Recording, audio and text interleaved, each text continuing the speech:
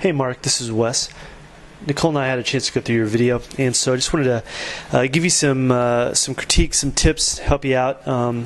Ultimately, we just want you to have a good triathlon season for next year, and so I'm going to put it in super slow motion and just kind of, before we start your video, really, I just wanted to just talk about some of the things that I noticed and Nicole noticed as well.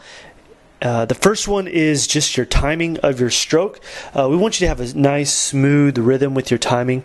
And really just what we notice is that your timing is just a little bit off. And so I'm going to offer some catch-up drills, and I'm going to, in the email that I send you, I'll give you a video that will kind of walk you through what the catch-up drill is and the purpose and why it's important, so you can understand what I'm talking about. But we'll have time to slow it down and kind of walk you through it. The second thing is just your balance, your balance in the water, and you'll definitely know what I'm talking about when we look at you from the side view. And what you'll see is just your hips dropping below the surface of the water, which will, in essence, just from the belly button down to your feet. It's like you're dragging an anchor. So you're just creating a lot of drag in the water. And really what we want is for your hips to be on top of the water, so that you're able just to move through the water quicker in a nice, tight position. We want you to have a rigid core where you're tall, nice, and long in the water, and on top of the water. So really we just want you to be more hydrodynamic and create as less drag as possible. So again, I'll offer some videos for the body balance that will help you out, and some drills just to focus on. And really right now, as we're approaching December, you'll have December and January. It's a really good time just to focus on these drills, sort of smooth things out, so that when you start going into long, hard intervals in March and April, you'll be all ready to go instead of reinforcing bad habits. So let's go and start your video. All right, so right here you can see your hips are dropping below the surface. You can see where your legs are from your quads, your knees, to your kick, that how much drag you're creating. Now imagine if you were just on top of the water with nothing lagging behind you. And see that what you do is create a nice slipstream to where you'd be able to move through the water much faster. So that's what we're talking about. What we'd want is for you to just push your chest down, and imagine you have a target on your chest and you're just pushing it down. What this would do is just help your hips that acts like a fulcrum, like what you would see on a seesaw. We want that midsection of your body to be on top of the water. So if you were able to just push your chest down, what would happen is your hips would come closer to the surface instead of being about 6 to 8 inches below the surface. And so what we're going to do is get you some drills, and the second thing is just when you're doing the drills and when you're swimming, you have to have a tight, rigid core. That's really important. A lot of swimmers, especially triathletes, don't think about having a strong core and using their core when swimming, but we want you to be long and tall, pushing your chest into the water, causing your hips to rise up to where you're more buoyant and on top of the water, creating less drag. All right, so let's move on.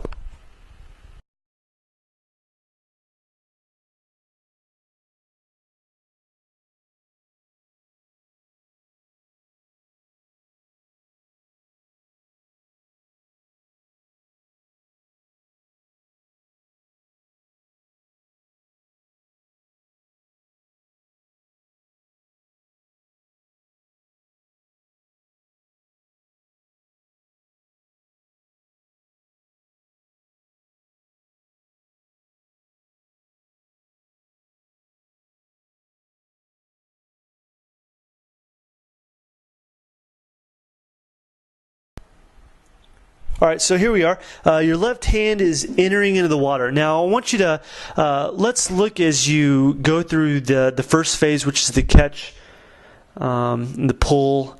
Now, right now, your right arm should be coming into the water. Instead, it's still in its recovery phase out of the water.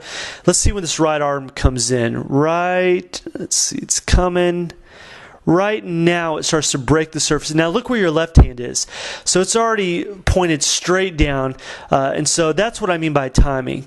And so right now, your left arm is straight out. we would want your left arm, as your right arm is straight out, your left arm should be right at the temple. With that in your recovery phase, hand out of the water in the recovery phase, as soon as that hand gets to your temple or your ear, that's when your other arm that's already submerged in the water should start pulling through the water. And so right now you can see it, how your timing is just off. There's this long delay. And so the cue is your temple or your ear when your arm is out of the water. As soon as it gets to your temple, that other arm that's submerged under the water should start bending at the elbow and pushing through the water. Until then, it's just kept out there straight instead of sort of windmilling through the water. So that's what I mean by the timing. And so we'll go ahead and look at your video and keep going on. And in the email, I'm going to include some drills that I want you to focus on, and it'd be great just to utilize these through December and January. But really, just as a tip, the timing is important, but really that body position is going to be the most important thing for you. And it's going to come down to you pushing your chest down, but also having a tight, rigid core. And so it's going to take time. You got to be patient. This is probably one of the most difficult things to nail down, because a lot of it is just done by feel.